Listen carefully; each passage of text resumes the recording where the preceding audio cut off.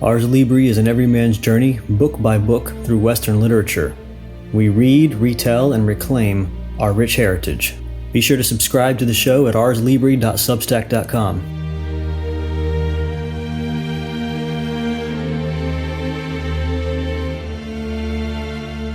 This episode of Ars Libri will discuss the book Emma, one of Jane Austen's most beloved and witty novels. It was published in 1815. Imagine a small, quiet English village called Highbury in the early 19th century. Think rolling countryside, elegant estates, polite society, afternoon visits, and balls, at least one ball. This is the cozy, contained world where almost the entire story takes place. Within this setting, we meet the heroine, Emma Woodhouse. The famous opening line describes her perfectly. Emma Woodhouse, handsome, clever, and rich, with a comfortable home and happy disposition. She seems to have everything in the book, Emma does: beauty, intelligence, wealth, and a doting, if anxious, father.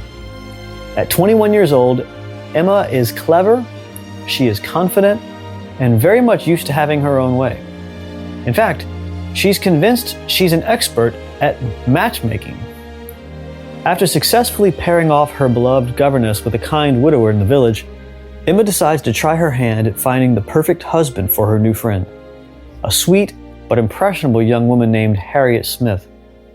What could possibly go wrong? Everything. Quite a lot. Emma's well-meaning meddling in the story leads to misunderstandings, hurt feelings, crossed wires, romantic mix-ups that she never saw coming. Along the way, the reader meets a colorful cast of characters: the gentlemanly and honest Mr. Knightley, who isn't afraid to challenge Emma when she steps out of line; the charming but slippery Mr. Frank Churchill; the reserved and talented Jane Fairfax; and many others whose lives become unexpectedly tangled in Emma's schemes. The book Emma is a comedy of manners. It's full of sharp humor, clever dialogue, and keen observations about people and how they behave in society. But beneath all of the laughs, Jane Austen, the author, explores some deeper issues and ideas that still feel relevant today, such as the dangers of being too sure of yourself, the importance of truly understanding other people, the limits of social class, and who gets to make choices about love and marriage. Jane Austen herself once said that she was going to create a heroine whom no one but myself will much like. Emma is not perfect. Character Emma, she can be spoiled, snobbish, and blind to her own faults, but that's exactly what makes her story interesting and human. We touch on this in the show. By the end of the book, I think that you'll be rooting for Emma to improve herself and learn some very important lessons, which she does.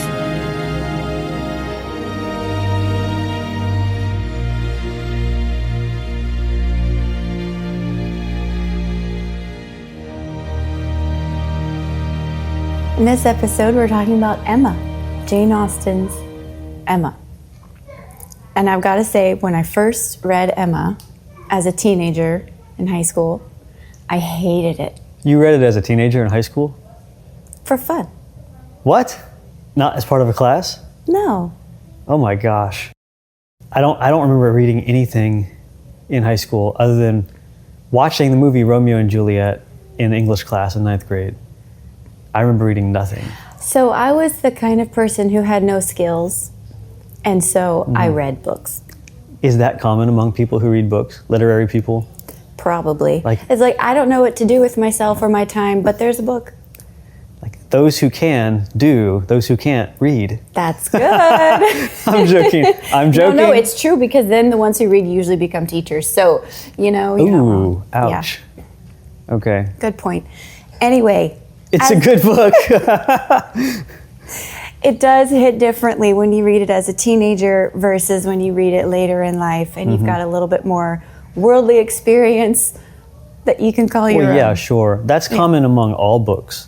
People read the Bible and say that about the Bible and think that it has something to do with the inspiration of Scripture. I'm getting more out of it this time that I read it. And I think, well, look, it is inspired by God, I believe it's inerrant, truthful, etc. But that happens with every book. It happens with movies. And I don't think that takes any credit from God, because he made us to be that way, to keep growing and learning, and we're in his image. So that, Yeah, you're in a different place, you're in a different perspective, and so you see things differently. It doesn't mean truth is different, it doesn't mean truth has changed. Right. It just means you're seeing a new side of things that you've never seen before. Yes, and so that's very true when it comes to Emma. So the first time around, I had no patience with her. She makes mistake after mistake, and I had it. It was all I could do to finish this book. The main character in the book is called Emma, after the title. Yes. Well, I mean, you can't assume. If nobody's read it before, they might not know. There's a character called Emma. She's the main character. Yes. And she plays the fool a lot through most of the book. I guess that's one way to put it, yeah. I mean, she's a likable, relatable person. Like, everyone loves her. She has friends. She's the center of her social world. But because of that, it goes to her head. And so she makes mistake after mistake. And I think, though, that I am not alone. I've heard from lots of others that Emma is either their least favorite out of Jane Austen's, or they didn't finish it, or they hated it. Yes, it's common. It's common. Really? Yeah. What are some reasons people say that? Probably a lot of the same reasons. It's not as, I don't know how to say this, juicy as some of the other books. Okay. It's much more bland. It's just a small village, and the people there aren't these great scandals in it. And then, of course, there's Emma, who is not your typical heroine. She's not the one who maybe starts off a little rough and then ascends and has this great arc of triumph. Okay, like, think of Lizzie. Maybe some rough starts at the spot, but she's pretty much From Pride and Prejudice. Right, sorry. Elizabeth Bennet from Pride and Prejudice. She doesn't really make any mistakes. Yeah. She's the heroine we love because she's awesome, and she's saucy, and she has wit, and she's just sticking it to everybody, and it's so great. Yeah. Not Emma. Emma is not your typical heroine, especially when you consider it in light of the typical heroine of today. The main character of most stories there's a phrase where if you give a girl the right pair of shoes, she can do anything. Okay. That's the heroine of today's stories. Like Katniss Everdeen and Bella Swan, and even like Scarlett Johansson from the Avengers, the Black Widow. Okay. Even people, though, like Jo March and Anne Shirley, they have their faults, but you can still identify with them, and you love them as a character. Yeah. And it's a little bit different, though, with Emma, because her mistakes are real. Right. They feel so real, like you could have done that. Right, and all the other stories that you mentioned, the woman is basically, through her determination and grit and charisma or fate, she's just pushing through problems and overcoming them. Even if she kind of stumbles for a minute, she just keeps moving forward. And she finds it within herself. With confidence. Yes. And there's no one outside of her directing or guiding or telling her what to do or telling her she's wrong. Right. And those other characters, the typical female character, is never forced to face her sins, faults, and mistakes in a realistic way that we can understand, I think. Well, there's this Star Wars movie, I've mentioned this elsewhere, but the original Star Wars with Luke Skywalker, he really had this fail to success story arc where he had to struggle to learn to become a Jedi, and there was real failure and frustration, and he even left his training. Yoda, the greatest Jedi ever, trained him, and even then he was still failing, and he left before his training was over. I mean, he's struggling, and you can see he's frustrated, and he's not working, it's not working out, and he has to go and save his friends who are waiting for him to complete his training, and he doesn't complete it. He leaves early, and it's like, you're not ready. And Yoda doesn't want him to leave, but he leaves anyway, frustrated. And then eventually he succeeds. And the struggle is what makes it real. Every man who has lived on Earth can identify with that. The struggle, the grind set, as they call it. The people who grind the hardest are those who have failed before. And that's pushing them to try and struggle. And that's what makes a great story, like Odysseus struggling to get back, and it's not working, and he's failing, but he doesn't give up. Jacob wrestling with the angel, I won't let you go until you bless me, and then he touches his hip, and he's really injured for the rest of his life now. But he did succeed. He came through it burnt but alive. Whereas in the later Star Wars with the girl, Rey, I think her name was, I haven't watched them, but I'm being told that there's no struggle arc, really. She's already awesome. She knows how to use the lightsaber. She can fight the main guy, the bad guy, who himself is the master of all the bad guys. She can just fight him straight up right away. No apparent training beforehand. She can fly the Millennium Falcon, which is like only Han Solo could fly this thing, and it was his baby, but she could fly it right away. Just all the skills, none of the trials, none of the struggle, none of the learning, like the whole story and character arc and growth aren't there. You give her a lightsaber, it's equivalent of the shoes. You give her a lightsaber, she can do whatever. Right. And that's just not compelling. It's not because women are weak or something. It's because women are human. And to err is to be human. And there's no error here.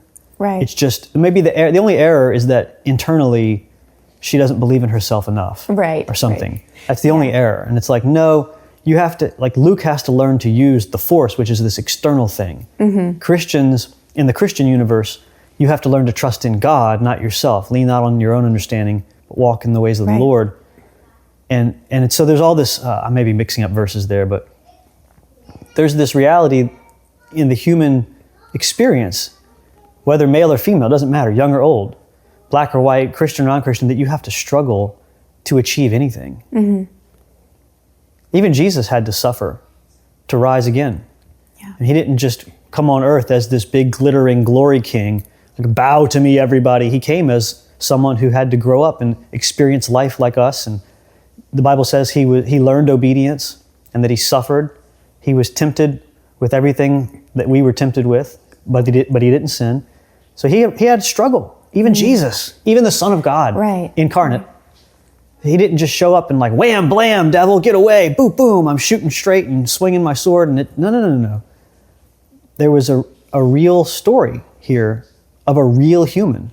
I think anybody who reads the Bible objectively would see that Jesus was truly man. He wasn't the Son of God, divine, just embodying flesh, like a puppet, because of his story arc. But when you see these women today in stories, it really is like there's some divine being embodying flesh like a puppet. Like Zeus has come down or something, embodying it looks like a human, but it's really just a god. He can just do whatever he wants. I did mention Jo March and Anne Shirley, and they don't quite fit the category of perfect heroine. They make many mistakes, but somehow their mistake making makes them lovable. Everyone loves those characters and identifies with them, but it's different with Emma. I don't know why it's so different, because when Jo makes a mistake, it's like, oh, you can do it, Jo, we love it. And I'm thinking that what's different, the way I see it, is that Jo March and Anne Shirley, again, they fix themselves. They do it themselves. And so they still have this idea of, you go, girl. You can do it. You don't need help from anybody. You made a mistake, but you picked yourself up. Right. And to me, that's just not realistic. That's not how women function. Women, in my thinking, generally need a lot of outside help and direction, guidance, support from whoever that might be. But that kind of woman is more myth than reality. And so this is why I think Emma hits the reader, impacts the reader the way that it does, the female reader anyway. So it seems so very distasteful to us because we know what it means to be conceited. We know what it looks like to gossip and hurt people by our actions. We know what her sins look like in our lives. Oh yeah, it offends us because what she does is sometimes what we may have done. Right. And you don't want to admit it because you're actually playing with people's lives. That's what she's doing in the book. Yeah, Knightley accuses her of that. Mr. Knightley is her love interest in the book, and he accuses her of that very thing. So as you were saying, it's a mirror for the female reader. One way I like to think about the book of Emma as a whole is like Nathan, the prophet, going to David. He went to David with a story. And he showed him, hey, there's this guy over here. Yeah. And it objectified his actions. And so when a woman picks up Emma and reads it, Wow. we get just as angry. David got angry, and it's like, Right. we hate this book. Wow. Look how awful she is. And it's like, yes. You're the woman. Yes. Yeah, not the man, you're the woman. Yes. This book, basically, it's almost like an expose in gossip. Right. An expose, a mirror for the gossip, for the woman who would be behind the scenes getting people together or breaking people apart. That sort of person. And that happens everywhere. I don't say every woman, but it happens everywhere. Every social circle you're in, there are people, usually women, sometimes men, but usually women, who are doing this, and the Bible calls it gossip or being a busybody. And that's essentially what she is. And that's I think probably the only sin that you never hear called out in churches, in social circles, in politics, in media, in movies. It's never called out because it's hard to define. You can easily slip around it and go, I was just honestly asking. You go to a woman's Bible study, right? For fellowship or prayer, quote, prayer or fellowship. And does anybody have any news? Fellowship, does anybody have any gossip? Prayer. Anything you need to share? Yeah, anything we need to share. It's like, let's just pray for my neighbor. I saw a car over there the other night that wasn't theirs, and while the husband was gone, and and I just hope the license plate was this, and I took some pictures, and here they are, and let's just pray, and yeah, now look, it's not that bad, but it almost is that bad. Yes. You mentioned a neighbor, and that's right. That's what I think this whole book is about. Big picture neighbor. Emma, the book, is about how to love your neighbor, how to do it well. And so obviously, we've said Emma doesn't do a great job of this, but it does not end in tragedy. She learns her lessons. That's what it's about. The book is about how to love your neighbor. And I think why it's so effective, this book, Emma, is because, again, this is what we can apply to our lives. If you take Lizzie, for example, it's harder to apply this wealthy, rich, handsome man just madly in love with us.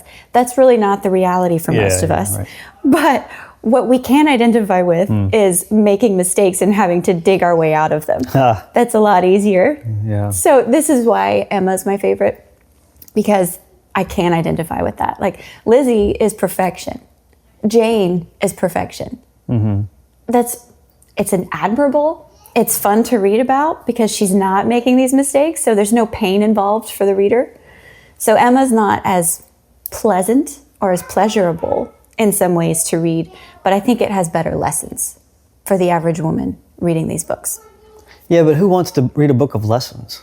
People want There's a book. that. I don't want to say this is too strong of language, but Jane Austen's Pride and Prejudice is not fantasy. It's not rom-com, romantic fantasy, but the plot line essentially is this perfectly normal girl, okay, it attracts the super passion of this quadruple multi-billionaire powerful guy, 26-year-old, dark, handsome, and he moves heaven and earth to get her and proposes to her twice. And so that's flattering. I mean, it's a book that's wonderful, and the biggest faults in the book are those of others on the side, like Mrs. Bennet or somebody else or Mr. Lydia, Collins. yeah. But this one is, the main character has faults, and she's confronted with them directly again and again and again, and she basically starts off as this neutral character who's in a high station in life, and she doesn't need a husband. She's not in the problem of inheritance and all this stuff that happens in other novels, but she kind of falls, not socially, but just in her mistakes. Her character falls and falls and falls and falls and falls, but it doesn't end in tragedy. It ends with there being good resolution, where she comes to recognize her faults. But it's through the instruction of a man. Yes. And that's another point, that women today don't want to be told anything by a man. I think often what happens, especially in conservative circles, Christian circles, is that, like when a pastor says a woman ought to dress modestly and women get upset, they're not upset so much that the idea that they should dress modestly, it's that a man's telling them to do so, not themselves, or not the go-girl circles that they live in, girl power. So if a man is confronting Emma in this situation and telling her directly, you're wrong, you need to do this. And that itself is offensive today, to have a man tell a woman anything that she ought to do something today. Like you ought to have your hair long, or you ought to have a head covering, or not put on makeup, or put on makeup, or stay in the home, or get out of the home. It doesn't matter what it is. You could say this completely opposite thing and upset everybody just because you're a man telling a woman what they ought to do. And that's basically what happens in this book many times. Yeah, that's, I would say, almost the theme of the book. You've got Emma making all the mistakes. You've got Knightley. He's, they're the two sides of the coin, like Emma's messing up. And Knightley is setting an excellent example of how someone in their class and station should behave. So Emma and Knightley, George Knightley, are both the highest in their social class. It's a little village or town of Highbury, and they are the leading families of the village. They don't really have peers or social equals. So they are almost a law unto themselves, and Knightley will not let her get away with it. He will not let her get away with all of the things that she's messing up in and trying to do, because she thinks, and she's not entirely wrong, that her world revolves around her. She was she grew up this way. She was spoiled. Her mother died early. Her father was indulgent. No one told her she was wrong, ever. She could do what she wanted.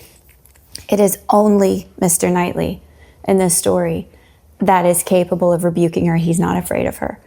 And the other thing, though, is he doesn't just tell her no. He sets an example for her to follow. So during this time, there was a sense of noblesse oblige, much more than we still have today. And so the highest social classes of the town had obligations to the less fortunate. They would bring food to them, send barrels of apples or a pork shoulder or different things, to the poor of the village. They had obligations. And Emma neglects them, or she does things wrong to certain people. And Knightley, though, is very attentive to the needs of his neighbors. He considers them. He'll lend his carriage to the old ladies, different things like this. He's aware of the people's needs, and he's aware of his role and how he should behave in a way that Emma hasn't developed when she should have, as the leading lady of society. She was selfish in that sense. Yes. And just kind of playing like a trillionaire and with no objective duties or responsibilities. Right. And the way that she learns, unfortunately, she has to learn the hard way. So she learns all of her lessons through the book by seeing the results of her actions. Yeah. That's how some people have to learn. It's like the proverbial child where you say, don't touch the stove, it's hot. And then they touch the stove and it burns them. They had to learn. Hopefully, that was the only time they ever do that in life. But other times you might say, don't go play with those children. They're bad news. Don't go driving fast cars. Don't go jumping off bridges. Don't go partying. Don't go do drugs. Don't have this before marriage, et cetera, et cetera. It'll go bad for you. It's not just immoral. It's actually practically bad also. And some people, they have to touch the fire to know it's hot. They can't just take your word for it or watch what happens to other people even, learn from watching others. They have to see the results. And hopefully they learn then. But some people still don't even learn then. They touch fire and it's hot, and they touch it again and it's hot, and they touch it again and it's hot, and then you just get burned all over. And does she learn when she sees her mistakes? Do you think she's learning, or throughout the book, or does she just learn that finally at the end she learned? It's toward the end that she begins to see the error of her ways. But the character Harriet also shows her the way that she manipulates Harriet's life, helps to show Emma the damage of what she's doing, playing with people's lives. But the biggest thing that shows Emma her behavior is her conduct toward Miss Bates. The thing is, though, is she doesn't realize what she does until Mr. Knightley gives her what for. I mean, he lectures her, he yells at her, he fusses. He's like, this was not done well, you should not have done this. And what's great about that is she hears him, she sees that she was wrong, she agrees. She says, she's thinking, oh no, he's right. And what she does is she makes atonement. She makes it better. She apologizes. She makes amends, makes restitution. And I love seeing that in the book because we make mistakes. And so to have a heroine who makes these mistakes and then can't admit them of herself. Someone else has to show her, hey, you did wrong here. She's able to take that rebuke like a woman of class. And so I think that's where we do see her breeding come out in her. She's able to see it, acknowledge it, and make it right. Yeah. I was thinking as you're talking, this setting occurs in a small social circle, you mentioned, and that can sometimes lead people to think it's boring. But there's a real sense in which if your social circle is small in a country village or something, it's actually more difficult to get along with your neighbors than if you're living in this huge metropolis where you can just avoid your neighbors if they offend you. That's why people go to mega churches. They go to mega churches, they go to big schools, to big institutions, and big cities also. You can escape to the city and get lost and continually hop around from circle to circle, whereas if you're in a small school, you don't have 5 different 10th grade classes. You have 1, and it's only 15 kids, and that's it. And you better get along with these people. It really stretches you. Chesterton talks about this, I think, in his book, Orthodoxy, where he says that a small world is much larger than a large world. Yeah. A small world is much larger because it pulls you and stretches you and makes you admit faults and get along with old and young alike, whereas in a large world, you can get along with just people who are just like you in your perfect age grade level, and everybody, all your peers are just like you. So you don't have to actually learn how to interact with a broad range of people. You're not stretched. You actually become smaller in a big world. Much smaller, a much smaller person. Your character is not developed. Whereas in a small world, if you offend somebody, you see them again at the bank and again at the store and again at the gas station and at church and at the post office. And they're actually your cousin's wife or something, or your niece's friend. And you have to make it. You have to make up with this person. Yeah. You can't escape them. So that's part of what I love about Knightley and how he handles Emma. It was bigger than just him rebuking Emma. It's like he had to get Emma under control for the sake of the whole town. You know, as its leading lady, like he was doing society a benefit by teaching Emma how to control herself and how to act properly. So this does all sound pretty negative on Emma, but again, she is actually a likable person. Everyone loves her. And if she was conceited and if she was vain, it was in large part because she was taught to be this way. And she had a very high opinion of herself, and everyone thought she could do no wrong. And so this influences her actions in the way that she thinks that she can do no wrong. And this leads her into almost like a hobby of matchmaking. So through the book, she tries to set up certain couples or thinks that she has been the making of the match. Yeah. And this is largely how she goes astray. She tries to put people together who actually aren't a good match, or she tries to keep people apart who would have been a good match. And again, this is where Knightley rebukes her, like, these are real people. These are real lives that you're playing with here. And of course, they generally work out as a series of disasters. The main one in the book is Harriet Smith. Emma has just lost her governess. Her governess got married, and so now she does not have a companion. So she finds this girl, it says the daughter of nobody knows whom. Yeah. Bad sign there. She finds this girl almost like a pet. She takes her, she's forming her, trying to make her into something she's not. Yeah. But Emma thinks that because her world revolves around her, that she can change reality, that she can make reality adjust to the way that she wants it to be. And Knightley is the only one there saying, nah, you can't do this. But she tries to get Harriet to marry the vicar of the town, who himself is rather vain and pompous, and it doesn't work out. Yeah. And funnily enough, he actually thinks that all of Emma's enthusiasm is for her own sake, and so he tries for Emma. Right. Which doesn't go well. But I bring up this character, Mr. Elton, because he eventually marries a woman. We'll just call her Mrs. Elton. He gets a wife shortly after Emma rejects him. And I think that Mrs. Elton is in the story to show us what an actual conceited and vain person really looks like. Right. Because Emma, she occasionally does act that way. She acts without thinking of others. She acts in a vain way. But you couldn't call her a conceited person.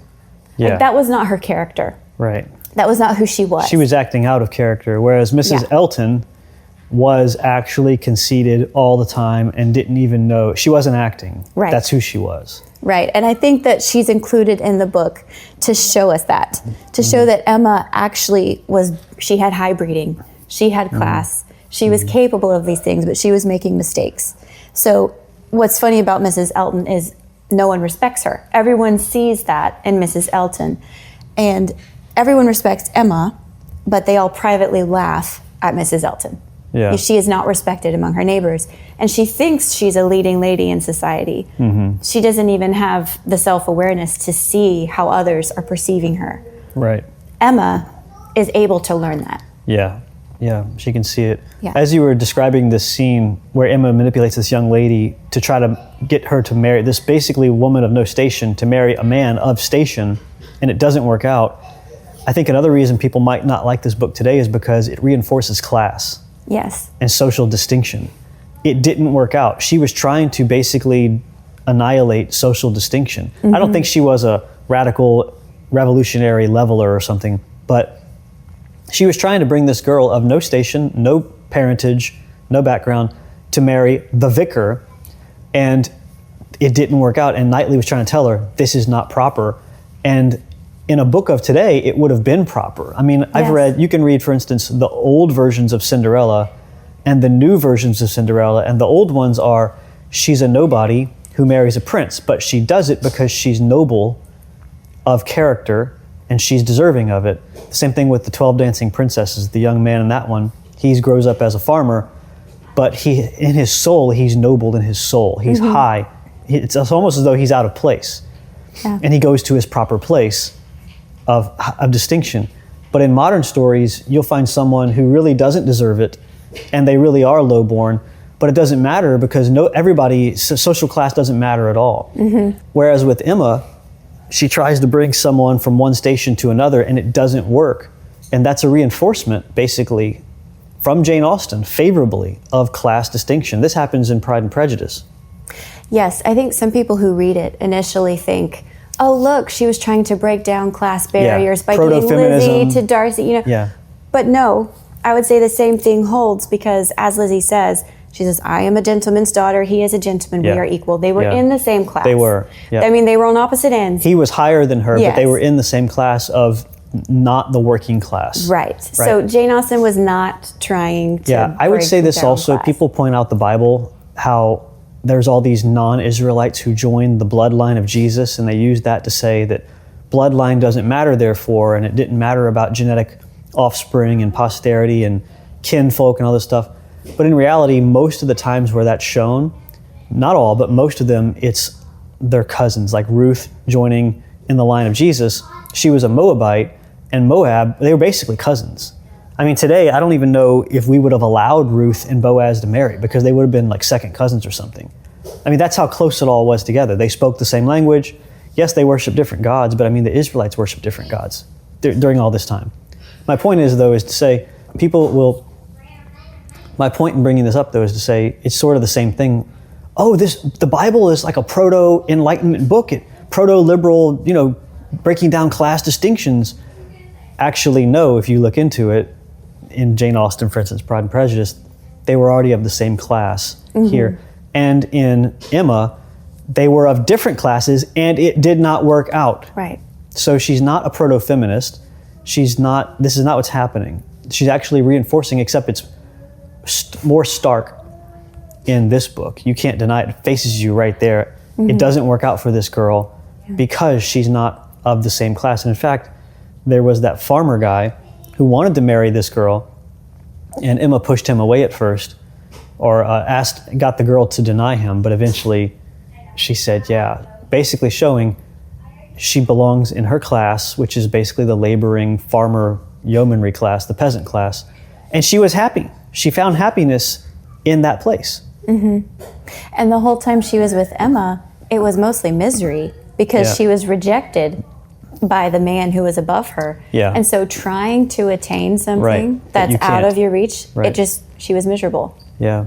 But that's not what we like to hear today. We like to hear like you are amazing, you can rise. Social mobility is the thing today, whether it's occupational striving or social striving or looks or achievement or merit. We like the story of rags to riches, not just monetarily, but status-wise too. So many songs are about that.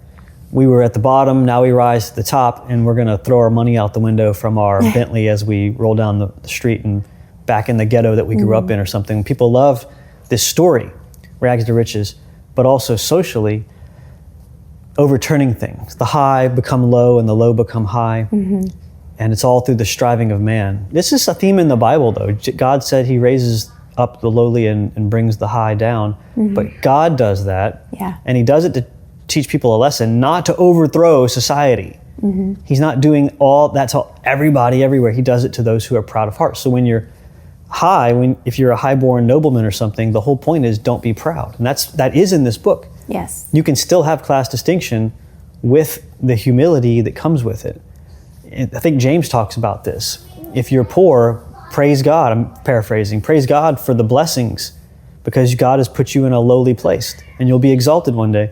And if you're high, pray to God that you don't grow proud and that he overthrow you. And even Emma herself is bound by this class, because there was really only one man that she could have married, Knightley. Right. And before she realizes this, she has it in her head that she's just not going to get married. She's content running her house because her mother's dead already and her father lets her do whatever she wants. And she has a very elderly father and she doesn't ever want to leave him. She's like, I have to take care of my father. So she's thinking, I have to take care of my father. I already have a home to run, a household to take care of. I don't need to get married. And there's really no one for her to marry, except, of course, for Mr. Knightley. She doesn't realize that until the end of the book, though, so eventually we get to that. I do want to talk about one other major flaw of Emma's. So we've talked about the gossip, the conceit in her behavior like that. But I think the other reason why this book is difficult for women to read is another very common flaw, which was Emma was a flirt. Again, she wasn't a flirt, like that was her defining characteristic, but she flirted with Frank Churchill, a character in the book. And it's a big flirtation, it's public, it's embarrassing, and it hurts people. And so I think women tend to do that. We'll say, oh, it was just flirting. We were just talking, it didn't mean much. And we're not considering, well, maybe that guy was actually interested and you hurt him. Or maybe there was a girl interested and you're playing with him because you can. Different things like this that women do. Women behave this way in their lives. And as we read Emma, we're seeing her do this and it's painful, it hurts. Because we all know what that's like. We can understand this. And so her behavior with Frank ends up wounding several of the people that she's close to. And she doesn't even entirely know it as it's happening. She doesn't realize this. And again, it takes Knightley to lecture her. She's forced to admit that she was wrong in different ways. And she ends up wounding a girl, Jane Fairfax, who happens to be secretly engaged to Frank. Oh, yeah. And this is a secret engagement. This is a theme that comes up in Austen's works a lot. And Austen was not a fan because these secret engagements never go well. Obviously, as they should not go well, because it's such a foolish thing to do. And it's this secret engagement that I think also puts Emma in a higher social level than Jane, because Emma would never have done that. She would never have entered into a secret engagement, whereas Jane did. Jane had all of these accomplishments. She was a lovely person. She's a woman of integrity. She did some really wonderful things, but she had a secret engagement. And I think that Emma would never have let herself do that. She flirted openly, but everything Emma did was in the open. Everything was in full view. And I think that that's an endearing characteristic of Emma's, and I think it's a Christian one. I think it's a good example for us to follow, is not to have these dealings in secrecy, which is how gossip and matchmaking and flirtations and these things, they tend to happen in secret. Thinking about flirting. Flirting happens in the open, gossip happens in secret. Both of them are destructive. I think both of them also are selfish. Flirting, basically you're being overly friendly with someone of the opposite sex, but just for your own pleasure. That's what that means. With no real end, there's no telos. You're sort of letting on to somebody intentions that you have no intention. And both Frank and Emma are doing this. Neither one wants to marry the other. Yeah. It's like they were bored Right. and vain. Right. And they enjoyed. It's sweet. Yes. It's like eating sweets or Yes. something. It tastes nice, it's fun, but this is just fun. And everybody's watching me do this too. That's in public. Right. You're committing, and I think what that shows with Emma especially, that she can't see herself for a long. This is something that's a problem that I had in life growing up personally. I wasn't able to see how I was acting from objectively, what I was doing or what I wasn't doing by showing up to a party or not showing up to a party, offending people, saying things in front of others. You have to be able, it's part of maturity, to be able to see what you're doing in the eyes of others. You have to be able to see it from other people's eyes, and she can't. And Knightley has to come in and tell her, this is what you look like right now. And of course, people today will say, who cares what other people say? No, you should. You have responsibilities to love your neighbor as yourself, not to tell everybody, who cares, I'm gonna do what I want.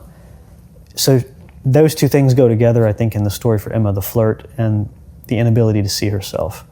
And I think part of the reason why Knightley was able to see things so well was because he was almost 40. He was, I think, about 17 years older than Emma. And he was able to step back and see things with a cool head and be aware of her behavior and what she was doing.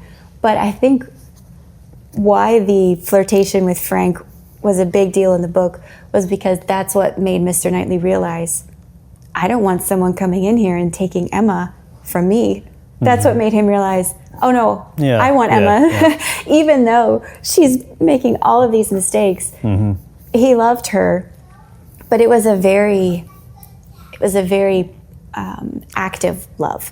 He pruned her. He instructed her, but it was like he was molding her into a woman of society, into the woman that she needed to be, and she needed him for that. Frank, that's what I was saying. Another reason why people today, or the audience today, might not like the book so much is because they're not peers.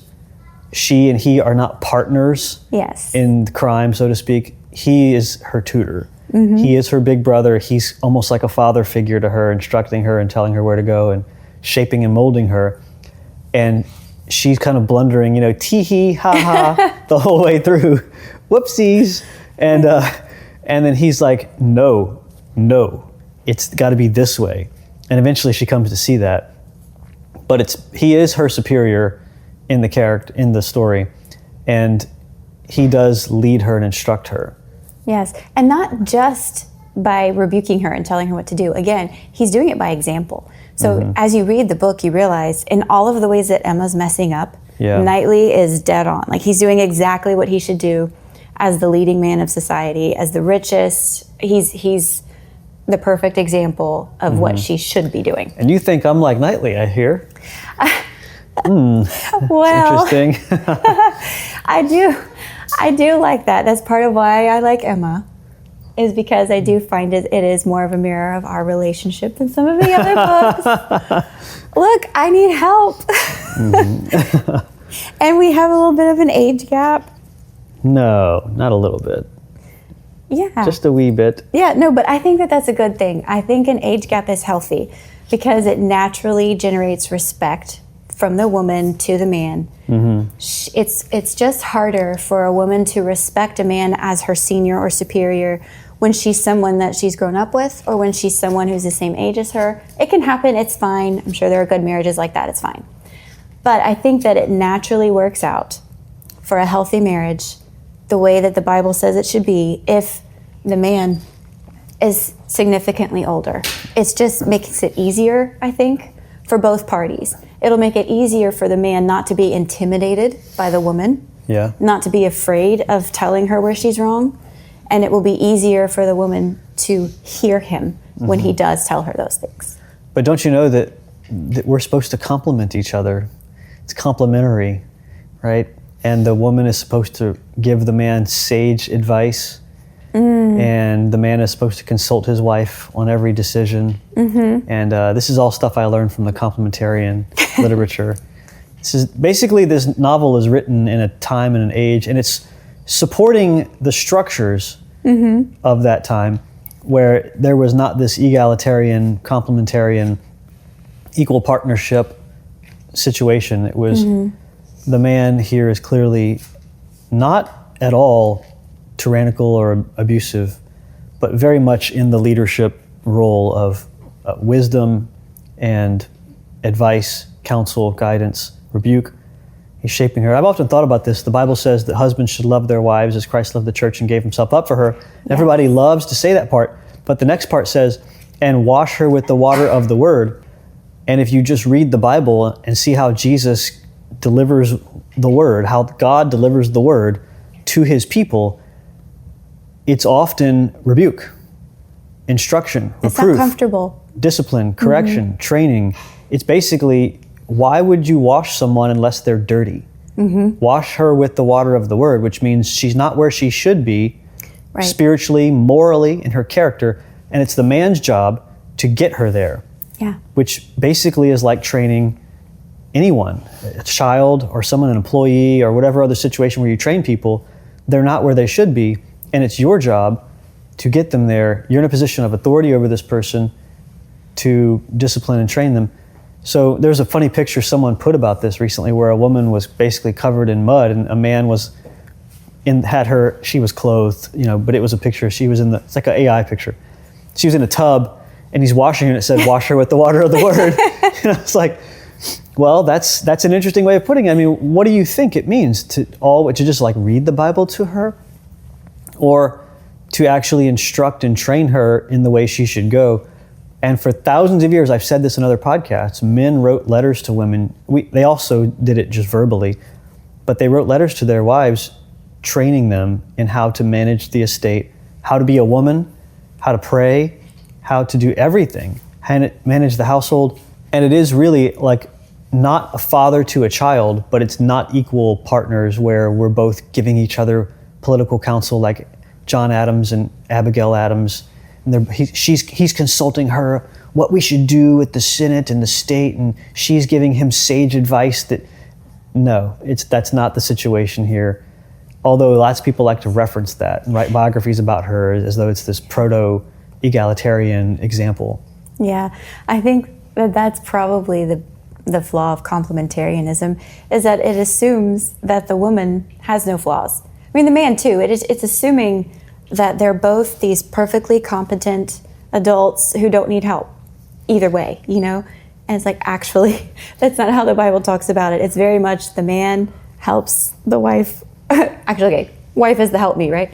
But the man instructs the wife, teaches her, brings her along. And I think that also comes from an age gap. If you have a 35-year-old man marrying a 20-year-old, he'll clearly have more wisdom just from having been alive longer.